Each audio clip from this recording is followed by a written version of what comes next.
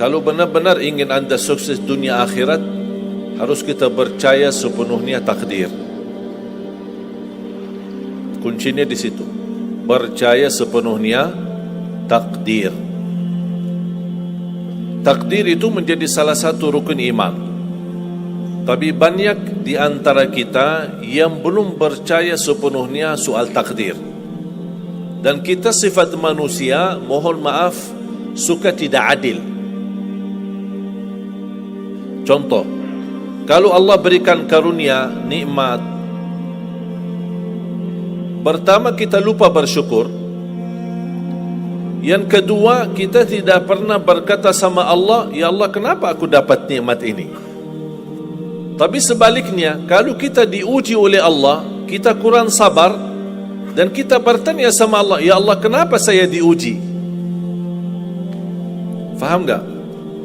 Kalau kita dapat nikmat, ada enggak orang-orang yang lulus misal ujian, dia berkata, ya Allah, kenapa saya lulus ujian? Tak pernah. Tapi kalau dia tidak lulus, dia bilang apa? Ya Allah, kenapa saya tidak lulus?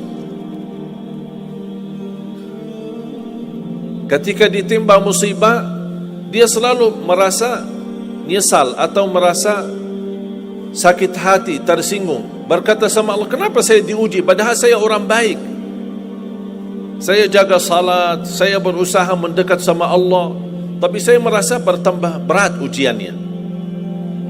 Tapi sebaliknya, ketika diberikan nikmat, dia tidak pernah menyebutkan, ya Allah, kenapa saya mendapatkan nikmat ini? Kayaknya si fulan lebih fantas mendapatkan nikmat.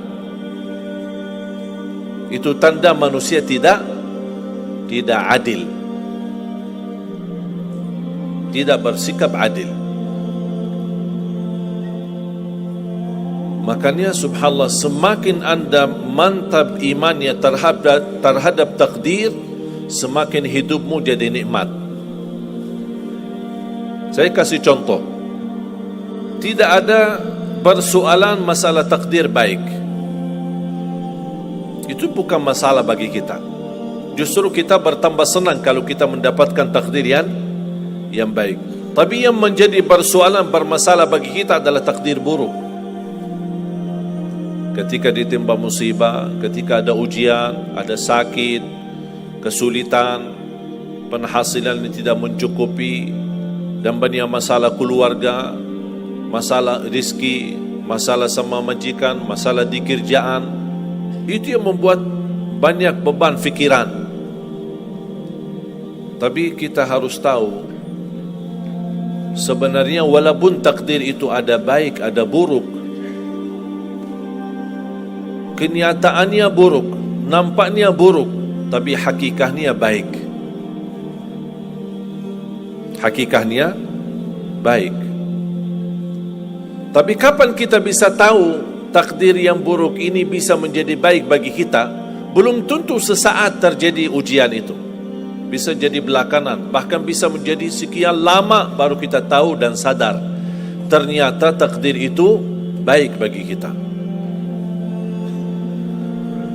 Sebenarnya kalau kita tahu rahasia takdir, apapun yang akan terjadi, kita tidak ada kekhawatiran.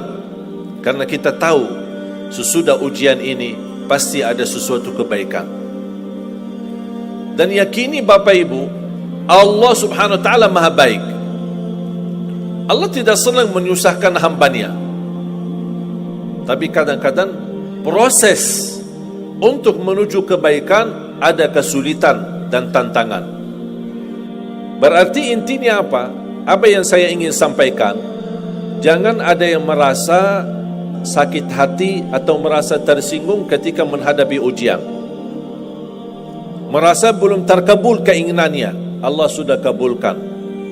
InsyaAllah tidak ada di antara kita yang ditolak doanya. Cuman kita mohon maaf kadang-kadang buru-buru, ingin selalu semuanya cepat. Kadang-kadang kalau terlalu cepat apa yang kita inginkan kita dapat, itu bahaya juga. Makanya jemaah sekalian, kunci anda sukses dunia akhirat, percayalah takdir. Dan semua takdir itu baik, tapi kita belum tahu rahasianya. Amin amin ya rabbal alamin. Jangan lupa like dan subscribe-nya.